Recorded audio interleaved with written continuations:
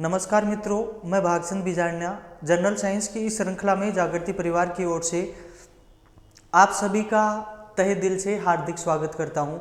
देखिए दोस्तों, हमने विज्ञान की जनरल साइंस की इस श्रृंखला में कुछ घटनाओं के बारे में जाना था। कुछ बची हुई घटनाओं के बारे में अभी मैं जिक्र कर रहा हूं आप लोगों के साथ। देखिए, इस यूनिट से संबंधित एक ऐसी घटना के बारे में आज अपन पढ़ने वाले हैं जिसका नाम है ये क्या मैंने जो लिख दिया आप लोगों के सामने, पूर्ण आंतरिक परावर्तन। पूर्ण आंतरिक परावर्तन का क्या मतलब हुआ? पूर्ण आंतरिक परावर्तन का मतलब क्या हुआ? Total internal reflection. देखिए दोस्तों, लास्ट वीडियो में मैंने आप लोगों के साथ में कुछ जिक्र करा था, कुछ बातें क्रांति कोण, क्रिटिकल एंगल, ऐसी कुछ बात आई थी। उस क्रांति कोण की बात को ध्यान में रखते हुए कहने का मतलब क्या हुआ, क्रांति कोण कैसे बन रहा था अपना? सघन माध्यम से विरल माध्यम में जाने वाले प्रकाश के लिए आपतन कोण का वह मान जिसके लिए परावर्तन कोण कितना हो, 90 डिग्री हो, उसी को क्रांति कोण बोल रहे थे ना अपन। तो इसमें अब अपन क्या करेंगे, पूर्ण आंतरिक परावर्तन कब होगा? पूर्ण आंतरिक परावर्तन कब होगा? यदि आपने आपतन कोण का मान क्रांति कोण के मान से थोड़ा सा अधिक बढ़ा दिया। समझ रहे हो ना मेरी बात को, है ना? तो वो जो मान बढ़ेगा उसके लिए क्या होगा, प्रकाश उस सघन माध्यम से विरल माध्यम में नहीं जाएगा, वो प्रकाश किसी सतह से टकराकर वापस उसी सघन माध्यम में लौट जाएगा। समझ रहे हो ना? यदि आप मेरी इस भाषा को कैच नहीं कर पा रहे तो उससे जस्ट लास्ट का पार्ट नंबर 3, प्रकाश की इस यूनिट का पार्ट नंबर 3 आप वीडियो देखिए, आपको बहुत अच्छे से समझ में आएगा क्रांति कोण की भाषा। समझ रहे हो ना मेरी बात को? इस पूर्ण आंतरिक परावर्तन की घटना से रिलेटेड अपने को क्या पढ़ना है? देखो, कॉम्पिटिटिव एग्जाम्स में क्या होता है, आप लोगों को इस घटना से संबंधित कुछ ना कुछ उदाहरण पूछेगा। जैसे हम सब ने मिलकर क्या करा, इस घटना से संबंधित बता रहा हूं मैं, हर प्रकार की घटना का अपन ने कुछ ना कुछ कोड डिसाइड करा है। एक परावर्तन ऐसी घटना थी जिस पर आधारित न्यूमेरिकल पूछा जाता है, उसका मैंने आप लोगों के साथ कोई भी कोड शेयर नहीं किया। इस घटना से संबंधित मैं आप लोगों को कोड बता देता हूं। क्या मोस्टली जो कॉम्पिटिटिव एग्जाम्स में क्वेश्चन आते हैं, बहुत क्वेश्चन पूछे जाते हैं यहाँ से। मैंने एक शब्द लिख दिया, ऐसे क्या चमकना। चमकने का क्या मतलब हुआ? चमक रहे हो ना सभी लोग? कहने का मतलब क्या हुआ, चमकना शब्द को ध्यान में रखना। कहने का मतलब क्या हुआ, यदि किसी उदाहरण की भाषा में, किसी क्वेश्चन की भाषा में यदि चमकना शब्द आता है, चमकना शब्द आता है, तो उसके लिए प्रकाश की कौन सी घटना जिम्मेदार होगी? पूर्ण आंतरिक परावर्तन घटना जिम्मेदार होगी। इस घटना से संबंधित आप लोगों को क्या पूछेगा उदाहरण, बेसिकली कुछ एग्जांपल्स मैं आप लोगों के साथ शेयर कर रहा हूं। देखिए, इधर बड़े ध्यान से देखना। जैसे मैं कुछ उदाहरण लिख रहा हूं, ऐसे पूछेगा कौन सी घटना पर आधारित है। आप लोगों के यदि कॉम्पिटिटिव एग्जाम्स में ऐसे क्वेश्चन आ जाए क्या कि हीरे का चमकना प्रकाश की कौन सी घटना पर आधारित है, तो इस क्वेश्चन की भाषा में, उस उदाहरण की भाषा में चमकना शब्द आया, और चमकना अपना कोड है कौन सी घटना का? टोटल इंटरनल रिफ्लेक्शन, पूर्ण आंतरिक परावर्तन का। तो अपन तुरंत प्रभाव से जवाब दे पाएंगे ना, हीरे का चमकना।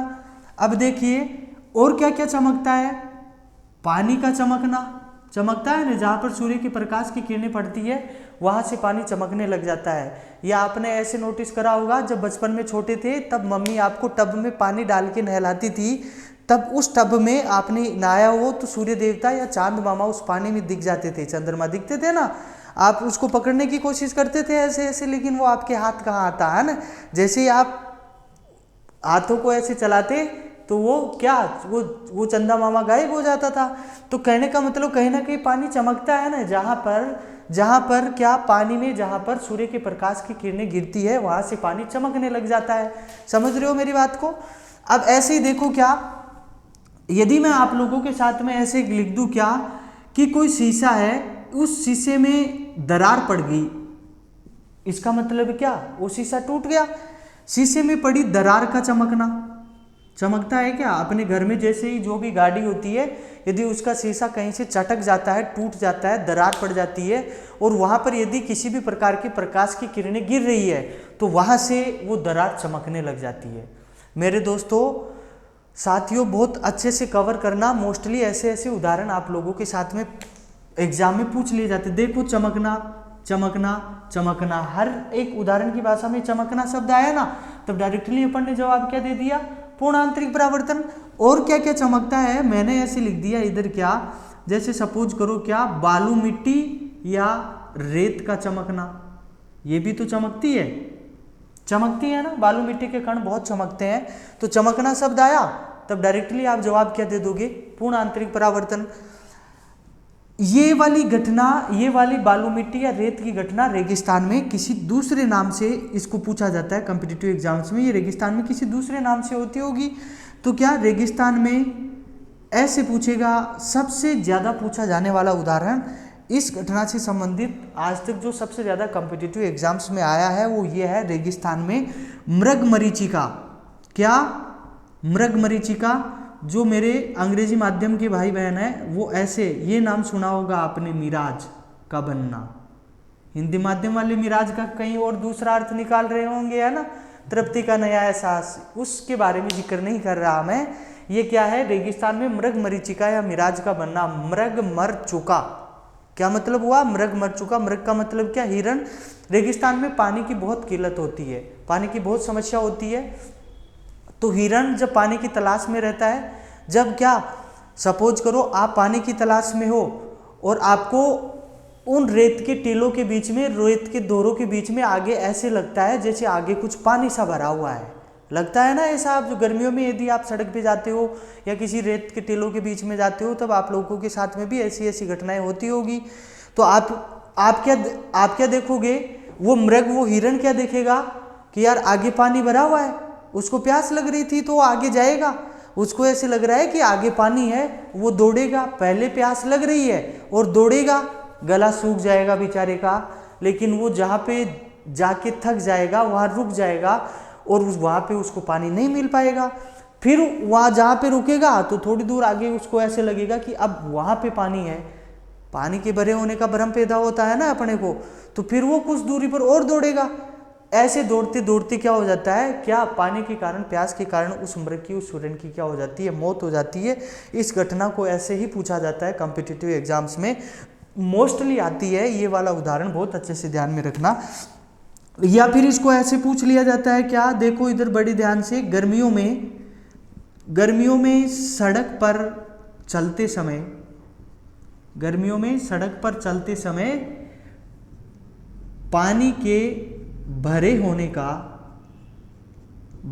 का भ्रम पैदा होना, पानी के भरे होने का भ्रम पैदा होना। ऐसा भी लगता होगा ना आप लोगों को, बहुत बार आपने नोटिस करा होगा ये वाली चीज, बहुत बार आपने सीखा होगा क्या, कि जैसे अपन मई जून के समय में किसी सड़क पर चल रहे होते हैं तो अपने को ऐसे लगता है आगे क्या, कि ये सड़क जैसे झुलसती हुई सी दिखती है ना अपने को, कि झुलस रही है।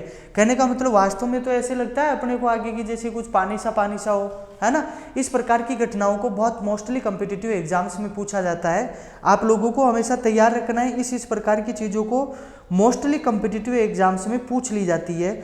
देखिए दोस्तों, ये मैंने ऐसे कहा कि इतने प्रकार की घटनाओं में से आप लोगों को क्या, इस वाली घटना को सबसे ज़्यादा पूछा जाता है। और यदि आप लोगों को कुछ यदि वो पूछेगा तो और क्या पूछ सकता है, देखिए एक ऐसा नाम है ऑप्टिकल फाइबर, इसको बोला जाता है प्रकाशिक तंतु। नाम सुना होगा, ऑप्टिकल फाइबर केबल आती है, प्रकाशिक तंतु। क्या बोला जाता है इसको, प्रकाशिक तंतु। ऑप्टिकल फाइबर से होकर सूचनाओं का आदान प्रदान होना। क्या होना, सूचनाओं का आदान प्रदान होना। ये भी मोस्टली पूछ लिया जाता है। अब आप सोच रहे होंगे क्या कि ऑप्टिकल फाइबर में तो सर कहीं पे भी चमकना शब्द नहीं आ रहा, वास्तव में क्या होता है, देखो क्या, ये ऑप्टिकल फाइबर, सपोज करो कोई ऐसी केबल है ना, और उस केबल में ऐसे ऐसे डेटा रिफ्लेक्ट होके जाता है। कहने का मतलब क्या, इस जिगजैग शेप में जाता है हमेशा डेटा, ऐसे ऐसे जाएगा डेटा इस शेप में, है ना, इस शेप में डेटा जाता है। ऐसा माना जाता है क्या, कि इसके आने वाली जो भी तरंग होती है और वापस जाने वाली तरंग होती है, वो दोनों के बीच में एग्जैक्ट 90 डिग्री का कोण बनता है ना। वो 90 डिग्री के लिए भी ये प्रकाश की घटना पूर्ण आंतरिक परावर्तन जिम्मेदार होती है। ऑप्टिकल फाइबर, प्रकाशिक तंतु से होकर सूचनाओं का आदान प्रदान होना। ये ऑप्टिकल फाइबर केबल, इस ऑप्टिकल फाइबर केबल का आविष्कार भारतीय मूल के वैज्ञानिक इन भाई साहब ने करा था, नरेंद्र सिंह कपानी ने। इस ऑप्टिकल फाइबर का आविष्कार किसने करा, इसका निर्माण किसने किया, किसने बनाया इसको? नरेंद्र सिंह कपानी ने बनाया। और इस ऑप्टिकल फाइबर का सबसे ज़्यादा उपयोग किया जाता है क्या? ऑप्टिकल फाइबर के जो यूजेज है मैं आप लोगों को बता देता हूँ यहाँ पर। क्या, जैसे कोई भी विद्युतीय सिग्नल होगा, उस विद्युत सिग्नल को प्रकाश सिग्नल में चेंज करके आगे भेजने के लिए किया जाता है। किस में किया जाता है? विद्युत सिग्नल को प्रकाश सिग्नल में चेंज करके भेजने के लिए किया जाता है। और क्या, मनुष्य के शरीर के अंदर बहुत प्रकार की रेज को, किरणों को भेजने के लिए। और सबसे ज़्यादा जो इसका इम्पोर्टेंट यूज है, जो मोस्टली पूछा जाता है कॉम्पिटिटिव एग्जाम्स में, एक मेडिकल चिकित्सा पद्धति की एक जांच होती है जिसको बोला जाता है इंडोस्कोपी। ये इससे होकर ये जांच शरीर के उन भागों के लिए की जाती है जहाँ तक क्या अपन एक्सटर्नली नहीं पहुँच पाते हैं बाहरी तौर से, है ना। तो अपनी नाक के द्वारा या मुंह से एक नलिका भेजी जाती है, जिस शरीर के जिस भाग में जहाँ पे भी कुछ डिफेक्ट होता है वहाँ तक वो नलिका भेजी जाती है और उनसे होकर कुछ ना कुछ सिग्नल जाते हैं। वो सिग्नल कैच करते हैं क्या कि कहाँ पे डिफेक्ट है। तो इंडोस्कोपी जांच पद्धति में भी इस ऑप्टिकल फाइबर का उपयोग किया जाता है। आप लोगों को पूछेगा कि ऑप्टिकल फाइबर केबल से होकर सूचनाओं का आदान प्रदान होना प्रकाश की कौन सी घटना पर आधारित है, तब आप लोग डायरेक्टली बिना कोई समय वेस्ट किए हुए डायरेक्टली ऐसा जवाब देना क्या कि ऑप्टिकल फाइबर से होकर सूचनाओं का आदान प्रदान पूर्ण आंतरिक परावर्तन जैसी घटना पर आधारित है। उम्मीद करता हूं आप लोगों को इस प्रकार की घटना समझ में आई होगी। पूर्ण आंतरिक परावर्तन, मेरे साथ साथ आप लोग स्क्रीनशॉट लेते रहना। देखिए अब आगे की कुछ घटनाओं के बारे में अपन जिक्र कर लेते हैं।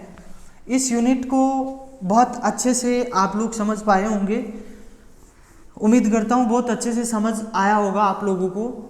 अब देखिए कुछ छोटी सी कुछ घटनाएं हैं, उनके बारे में अपन जिक्र करेंगे और फिर आगे कंटिन्यूअसली इस यूनिट को चालू रखेंगे। कुछ ज़्यादा मेजर पार्ट नहीं बचा, थोड़ा सा पार्ट इसका कैसे कवर करना है। देखो क्या, एक ऐसी भी घटना आती है मोस्टली जो पूछ ली जाती है, क्या कैसी घटना?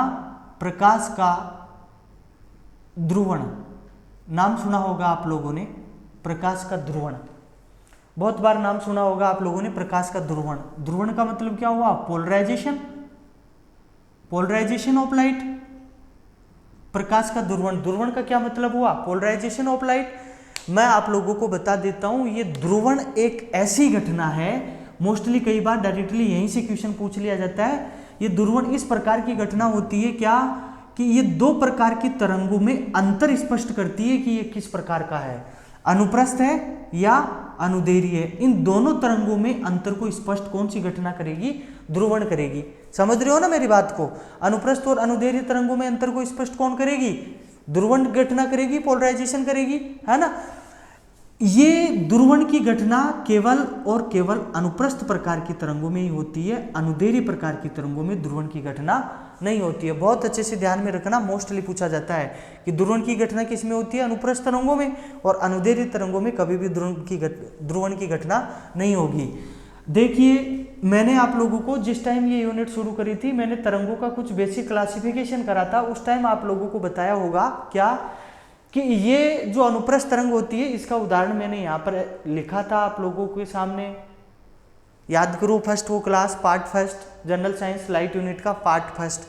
तब मैंने इसके आगे लिखा होगा प्रकाश और इसके आगे लिखा होगा क्या? ध्वनि। इसका मतलब क्या हुआ? प्रकाश अनुप्रस्थ तरंग होती है तो इसमें श्योर ध्रुवण की घटना भी होगी।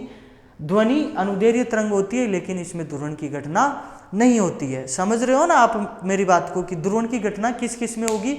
अनुप्रस्थ और अनुदैर्घ्य मैंने आप लोगों को बहुत पहले ही समझा दिए थे, यदि आपने बहुत अच्छे से कैच किया हो तो।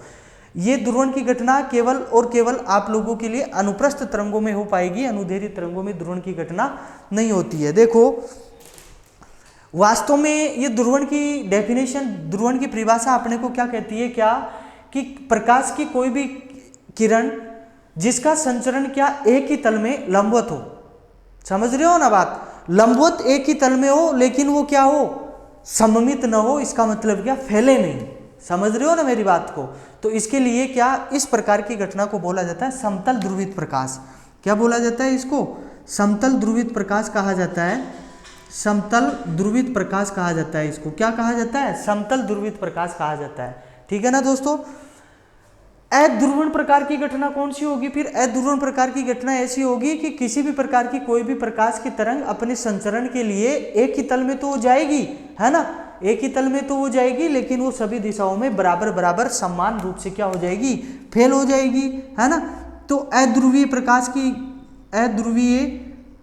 प्रकाश की घटना किस में होगी, अध्रुवीय प्रकाश की घटना बेसिकली डेली लाइफ में अपने जो भी ट्यूबलाइट होते हैं, ट्यूबलाइट में, विद्युत बल्ब में, इनमें तो प्रकाश फैलता है ना चारों दिशाओं में समान रूप से, अपन डेली लाइफ में घरों में काम में लेते हैं, है ना। मोमबत्ती और लालटेन ये अध्रुवित प्रकाश के उदाहरण होते हैं, जबकि ध्रुवण किस में होता है, प्रकाश में होता है, अनुप्रस्थ तरंगों में होता है। ऐसा आप लोगों को क्या करना है, ध्यान में रखना है, हमेशा के लिए बहुत अच्छी घटना है।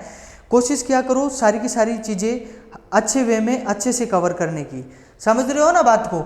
हमेशा किसी भी प्रकार की प्रकाश की तरंग का आप लोगों को ध्रुवण प्राप्त करना हो, इसका मतलब क्या हुआ, ये ध्रुवण की घटना, पोलराइजेशन की घटना प्राप्त करने के लिए, समतल ध्रुवित प्रकाश प्राप्त करने के लिए क्या इसका उपयोग किया जाता है, पोलरॉइड का उपयोग किया जाता है। किसका उपयोग किया जाता है, समतल, किसी भी प्रकार का समतल ध्रुवित प्रकाश प्राप्त करने के लिए पोलराइजेशन का उपयोग किया जाता है। किसका उपयोग किया जाता है, पोलराइजेशन या पोलरॉइड का उपयोग किया जाता है। ये पोलरॉइड होता क्या है, पोलरॉइड क्या होता है, पोलरॉइड एक प्रकार का क्या होता है, एक बड़ी फिल्म होती है, एक बड़ा पर्दा होता है, जिसको कांच की दो प्लेटों के बीच में लगाया जाता है। कहाँ पर लगाया जाता है, कांच की दो प्लेटों के बीच में लगाया जाता है। एक बड़े आकार का फिल्म या कोई पर्दा होता है जिसको कांच की दो प्लेटों के बीच में लगाया जाता है। यदि ये आपने लगा दिया तो इसका मतलब आपने समतल ध्रुवित प्रकाश प्राप्त कर लिया, इसका मतलब आपने क्या, ध्रुवण की घटना सिद्ध कर दी, प्रूफ कर ली। तो कहने का मतलब क्या हुआ, ये ध्रुवण अपन ने पढ़ा, लेकिन ध्रुवण में दो प्रकार के नाम आए, प्रकाश और ध्वनि दोनों। ध्वनि में कभी भी ध्रुवण जैसी घटना नहीं होगी, तो ये ध्रुवण की घटना किस में होगी, ओनली लाइट वेव्स में, है ना, प्रकाश तरंगों में होगी, प्रकाश किरणों में होगी। बहुत अच्छे से कैच कर पाए होंगे आप लोग, इसको ध्यान में रखना, बहुत अच्छे से मोस्टली पूछ लिया जाता है। इसी से इसके आगे एक इस प्रकार की घटना और पूछ ली जाती है, देखो, प्रकाश का विवर्तन। विवर्तन का मतलब क्या हुआ, diffraction of light, DIFRACTION, diffraction of light. इस विवर्तन का क्या मतलब हुआ, देखिए दोस्तों, विवर्तन का क्या मतलब हुआ। ये विवर्तन मैंने ऐसे कहा था कि अनुप्रस्थ और अनुदैर्घ्य दो प्रकार की तरंगें होती है। यहां पर मैं क्या कर देता हूं, डिफ्रैक्शन कहने का मतलब ये विवर्तन की घटना केवल और केवल साउंड वेव्स में लागू होगी। ये होता क्या है विवर्तन, यदि मैं आप लोगों को ऐसे बताऊं तो देखो, सपोज करो यदि प्रकाश कोई जा रहा है, सीधा गति कर रहा है, और उसके आगे रास्ते में कोई भी मोड़ या घुमाव आ गया या कोई भी अवरोध आ गया, तो उस अवरोध के इन किनारों से टकराकर प्रकाश वापस मुड़ जाता है ना, इस मुड़ने की क्रिया को ही क्या कहा जाता है, विवर्तन कहा जाता है। इस मुड़ने की क्रिया को क्या कहा जाता है, विवर्तन। और ये विवर्तन की घटना केवल और केवल साउंड वेव्स में होती है, ध्वनि तरंगों में होती है, लाइट तरंगों में ये नहीं होती, प्रकाश तरंगों में ये नहीं होती है। कहने का मतलब क्या हुआ, अरे ध्वनि का तो विवर्तन हो सकता है, कैसे, सपोज करो अपन किसी एक कमरे में बैठे हैं, तो अपनी आवाज उस कमरे की दीवारों से टकराकर कहीं ना कहीं अपना रास्ता खोज के दूसरे कमरे में भी तो चली जाती है। पापा जी को पता चल जाता है ना कि क्या अपन पढ़ाई कर रहे हैं या मस्ती कर रहे हैं या मोबाइल पे कुछ चला रहे हैं, कार्यक्रम चल जाता है ना पता। तो उसी प्रकार से विवर्तन की घटना होती है। इस विवर्तन की घटना का मैंने आप लोगों को केवल एक वो रीजन बता दिया, क्या, कि विवर्तन की घटना केवल और केवल किस में होगी, ध्वनि तरंगों में होगी, प्रकाश तरंगों में विवर्तन की घटना नहीं होती है। ऐसा आप लोगों को ध्यान में रखना है। यदि आप लोगों को कोई ऐसे पूछ ले क्या कि लाइट वेव्स में क्यों नहीं होता विवर्तन, तो देखिए इन प्रकाश तरंगों का जो तरंग दैर्घ्य होता है, इन प्रकाश तरंगों का तरंग दैर्घ्य होता है ना, ये तरंग दैर्घ्य बहुत छोटा होता है, बहुत कम होता है, बहुत छोटा होता है, बहुत कम होता है। तो तरंग दैर्घ्य विजिबल है इधर सबको जी। ये तरंग दैर्घ्य छोटा होने के कारण, तरंग दैर्घ्य कम होने के कारण आप लोगों के साथ में क्या होगा, लाइट वेव्स में प्रकाश तरंगों में विवर्तन की घटना नहीं होगी। जबकि ध्वनि तरंगों का जो तरंग दैर्घ्य होता है ना, ध्वनि तरंगों का तरंग दैर्घ्य बहुत बड़ा होता है, बहुत अधिक होता है, प्रकाश तरंगों के मुकाबले बहुत बड़ा या बहुत अधिक होता है। ठीक है दोस्तों, उम्मीद करता हूँ ये दो प्रकार की घटनाएं मोस्टली तो कॉम्पिटिटिव एग्जाम्स में इन जैसी घटनाओं से रिलेटेड बहुत कम बार पूछा गया है, लेकिन फिर भी आप लोग ध्यान में रखना क्या कि ध्रुवण और विवर्तन। तो आप लोगों के एक चीज समझ में आ गई होगी क्या कि मैं डायरेक्टली यहाँ पे फिर ऐसे लिख देता हूँ क्या कि यार ध्रुवण की घटना तो केवल और केवल लाइट वेव्स में होगी ओनली, और विवर्तन की घटना किस में होगी ओनली और ओनली साउंड वेव्स में होगी, जिसका अपन ध्वनि वाली यूनिट के साथ आगे से बहुत अच्छे से चर्चाएं करेंगे इस पे। ठीक है दोस्तों, अब आगे का कार्यक्रम करते हैं अपन। मेरे साथ साथ आप लोग स्क्रीनशॉट लेते रहना। देखिए इस वाली यूनिट में आप लोगों को बस अंतिम कुछ मिनटों का समय चाहिए आप लोगों का, ज्यादा समय बर्बाद नहीं करेंगे आपका। कुछ इस यूनिट से रिलेटेड डायरेक्टली कभी कभार क्वेश्चन पूछ लिए जाते हैं किसी न किसी प्रकार के कॉम्पिटिटिव एग्जाम्स में। वो क्वेश्चन किस कैटेगरी के और कैसे होते हैं डायरेक्टली मैं ऐसे लिख देता हूं यहां पर क्या, प्रिंसिपल्स, सिद्धांत। ठीक है ना, सिद्धांत। इस प्रकार से संबंधित बहुत प्रकार के प्रिंसिपल, बहुत प्रकार के सिद्धांतों के बारे में अपन चर्चाएं करने वाले हैं। कौन कौन से सिद्धांत होते हैं डायरेक्टली आप लोगों के कॉम्पिटिटिव एग्जाम्स में ऐसे क्वेश्चन आएगा कि ये वाला सिद्धांत किससे रिलेटेड है, किसने दिया। समझ रहे हो ना आप बात को। तो देखो क्या इसमें मैं कुछ मेजर प्रकार के इंपॉर्टेंट प्रकार के सिद्धांतों के बारे में अपन चर्चाएं करेंगे। बहुत बार पूछा जाता है डायरेक्टली क्वेश्चन यहाँ से क्या। सबसे पहले तो आप लोगों को मैं ऐसे बता दूं क्या, ऐसे नाम लिख दिया मैंने, कणिका सिद्धांत। ठीक है, दूसरा मैं नाम लिखूंगा क्या, तरंग सिद्धांत। ठीक है दोस्तों, तीसरा मैं नाम लिखूंगा क्या, विद्युत चुंबकीय सिद्धांत।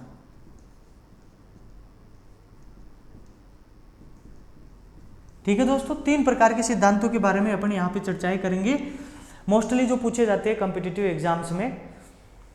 देखिए इनके आगे मैं कुछ नाम लिख देता हूं कि ये सिद्धांत होते क्या है, और दिए किसने, कणिका सिद्धांत के आगे मैं नाम लिखूंगा न्यूटन। डायरेक्टली क्वेश्चन पूछेगा कि प्रकाश से संबंधित कणिका सिद्धांत किसने दिया, तब डायरेक्टली आप लोग जवाब देना कि न्यूटन ने दिया। क्या जवाब दोगे, न्यूटन ने दिया। या फिर ऐसे भी पूछ सकता है न्यूटन ने प्रकाश से संबंधित कौन सा सिद्धांत दिया, कणिका। देखो मेरे भाइयों, मेरे मित्रों, मेरे दोस्तों, क्या यहाँ पे कणिका में कहीं ना कहीं कण शब्द आ रहा है क्या। मैंने आप लोगों को जिस दिन शुरू करा था उसी दिन बताया था क्या कि ये जो प्रकाश होता है दो तरीके से यात्रा कर सकता है, तरंग के रूप में भी यात्रा करेगा और कण के रूप में भी यात्रा करेगा। समझ रहे हो ना बात को। तो तरंग वाला और कहीं ना कहीं विद्युत चुंबकीय का और कण का, तीनों के तीनों नाम आ गए।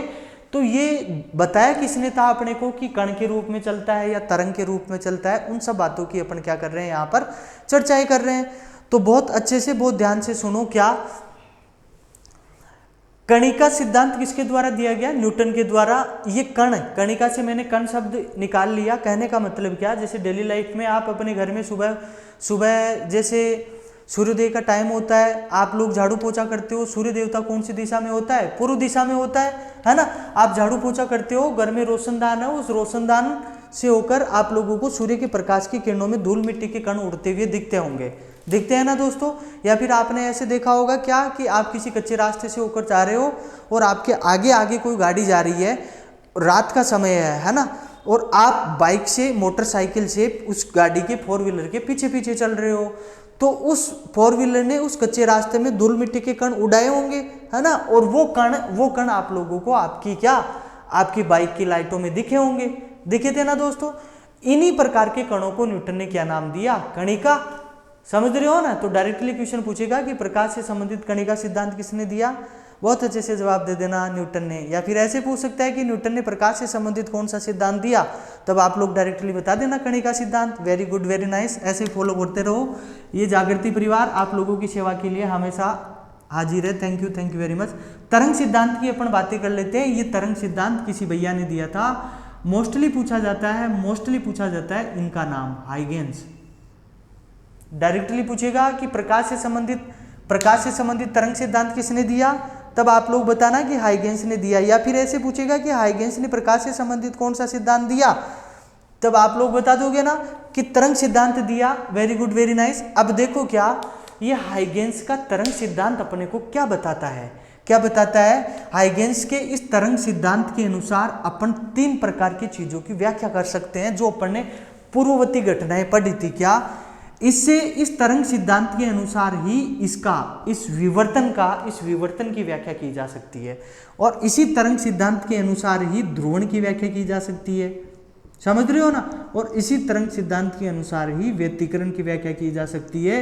यूपीएससी ने एक बार आईएएस के एग्जाम में डायरेक्टली यहां से क्वेश्चन पूछा था क्या, कि हाइगेंस के प्रकाश के तरंग सिद्धांत के अनुसार निम्न में से किसकी व्याख्या नहीं की जा सकती।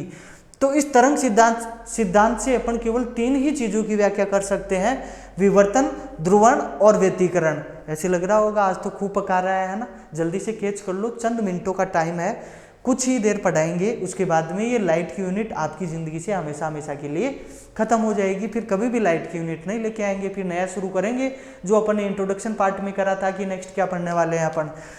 मेरे कहने से आप लोग ये चीज़ ध्यान में रखना कि हाइगेंस के तरंग सिद्धांत के अनुसार, हाइगेंस के प्रकाश के तरंग सिद्धांत के अनुसार विवर्तन, ध्रुवण और व्यतिकरण की व्याख्या की जा सकती है, उनको समझा जा सकता है। Very good, very nice. देखो विद्युत चुंबकीय सिद्धांत, आप लोगों को ऐसे पूछेगा कि विद्युत चुंबकीय सिद्धांत किसने दिया, प्रकाश से संबंधित विद्युत चुंबकीय सिद्धांत किसने दिया, तब इस भाई साहब का नाम ध्यान में रखना आप लोग, मैक्सवेल। मैक्सवेल ने सबसे पहले अपने को यह बताया था कि प्रकाश एक प्रकार की विद्युत चुंबकीय तरंग होती है। याद है ना, शुरू में अपन ने जो ढांचा बनाया था उस ढांचे में मैंने कुछ अपवाद करवाया था कि अनुप्रस्थ तरंग तो होती है लेकिन यांत्रिक तरंग नहीं होती। कौन सी होती है? विद्युत चुंबकीय तरंग होती है। बता दोगे ना, बता दोगे। तो किसने कहा था अपने को कि प्रकाश एक प्रकार की विद्युत चुंबकीय तरंग होती है? ये मैक्सवेल ने बताया था। एक और प्रकार का सिद्धांत कभी कभार पूछ लिया जाता है जिसका नाम है क्या? क्वांटम सिद्धांत।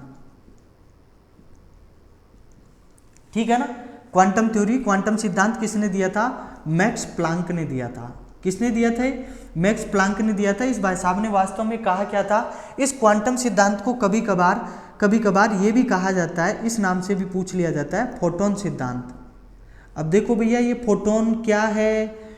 इस फोटोन की कहानी अलग हो जाएगी, कुछ नाम अलग आ जाएगा, घबराने की जरूरत नहीं है। नाम जो भी चीजें आएगी सारी आप लोगों के साथ शेयर करी जाएगी। देखो मैक्स प्लांक ने ऐसे कहा था, प्रकाश से संबंधित इस क्वांटम सिद्धांत के अनुसार क्या, कि प्रकाश ऊर्जा के छोटे छोटे बंडलों या पैकेटों में बटा हुआ रहता है और उन छोटे छोटे बंडलों या पैकेटों को क्वांटा कहा जाता है, क्वांटम कहा जाता है।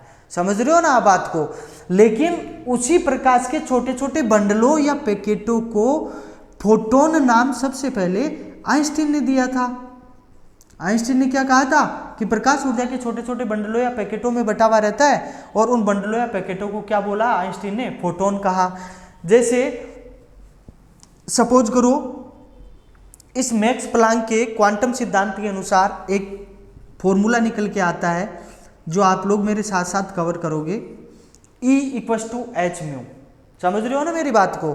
ये क्या है? ये E एनर्जी है, ऊर्जा। कौन सी? Photon energy. ये E क्या है? E यहाँ पर एनर्जी है, ऊर्जा। कौन सी? फोटोन ऊर्जा। समझ रहे हो ना आप मेरी बात को? ये म्यू क्या है? ये म्यू क्या है? प्रकाश की तरंगों की, उन फोटोन की तरंगों की क्या है? ये फ्रीक्वेंसी है, आवृत्ति। क्या है ये?